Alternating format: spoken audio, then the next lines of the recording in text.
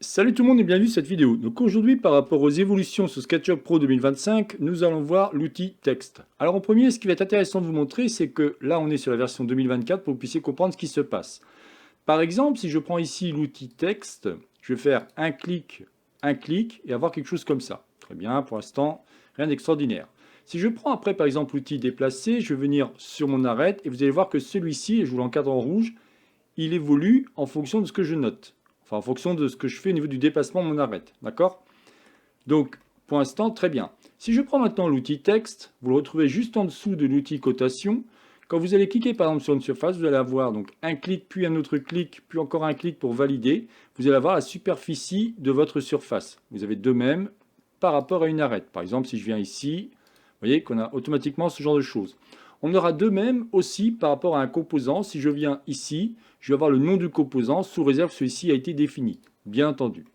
Pourquoi je parle de cela par rapport à la version 2024? Parce qu'en fin de compte, vous retrouvez exactement évidemment la même chose 2025, mais à une petite évolution prête qui est hyper intéressante. Si je reprends l'outil déplacer, quand je viens ici, quand je bouge celui-ci, vous pouvez voir que ma surface ne bouge pas.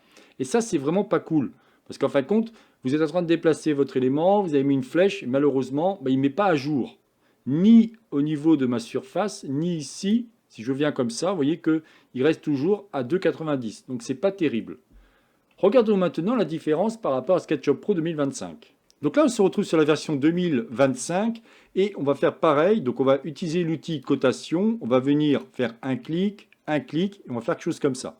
Par exemple, je vais pouvoir prendre maintenant l'outil texte qui est juste en dessous, faire un clic par rapport à ma surface. Vous voyez que c'est marqué 4,22 mètres carrés. Très bien. Et puis là, pourquoi pas, je vais mettre ici au niveau de l'extrémité pour avoir en fin de compte mes trois valeurs. Puisqu'en fin de compte, n'oublions pas que si je viens ici avec l'outil texte, ou l'outil mètre plutôt, quand je viens ici, lui il me donne trois valeurs. En l'occurrence, il me donne par rapport à mon origine, qu'est-ce que j'ai comme sur X, Y et Z. Et là, vous voyez que c'est marqué 1,50. Si je prends par exemple ici l'outil déplacer, quand je viens ici, regardez bien ce qui va se passer, on a maintenant une évolution qui apparaît. Ça, c'est génial. Ce qui est encore plus génial, c'est surtout par rapport à la superficie. Vous pouvez voir que lui, automatiquement, il va mettre à jour cela. Alors, il faut savoir que par rapport à l'outil texte, celui-ci va travailler sur deux plans. En l'occurrence, quand je viens ici dans Fenêtre, Info sur le modèle, vous avez ici dans l'onglet qu'on appelle texte, vous allez pouvoir travailler sur des textes d'écran ou alors des textes de légende ou des traits de légende, enfin on va dire texte d'écran ou texte de légende. Un texte d'écran, c'est quoi? Quand je viens ici, je viens à cet endroit-là, par exemple, je vais marquer SketchUp. Celui-ci n'ayant pas de flèche, c'est ce qu'on appelle un texte d'écran. Regardez, on va voir de suite la différence. Je vais venir à cet endroit-là, je vais marquer par exemple 24, je fais entrer. Pour l'instant, il ne se passe rien, mais si je dis actualiser le texte sélectionné, donc je viens ici, j'actualise, vous voyez qu'il s'est bien mis comme ça. Si je veux le faire de même par rapport à lui, mais par contre, je vais plutôt le mettre avec une couleur de type, alors pas bleu, parce que ça n'aurait aucun intérêt, allez, rose comme ça. Si je fais OK et je dis actualiser, donc on va déjà sélectionner tout le texte des légendes et on va actualiser. Quand je vais cliquer dans le vide, vous voyez que ça a bien fonctionné.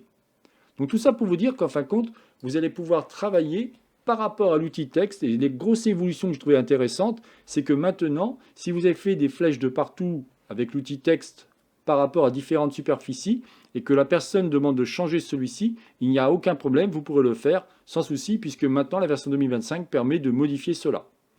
Voilà, écoutez, je n'en dirai pas plus par rapport à cette vidéo. C'était donc la chaîne Atelier SketchUp réalisée par Jean-Michel. Si vous avez aimé cette vidéo, n'oubliez pas de vous abonner à ma chaîne.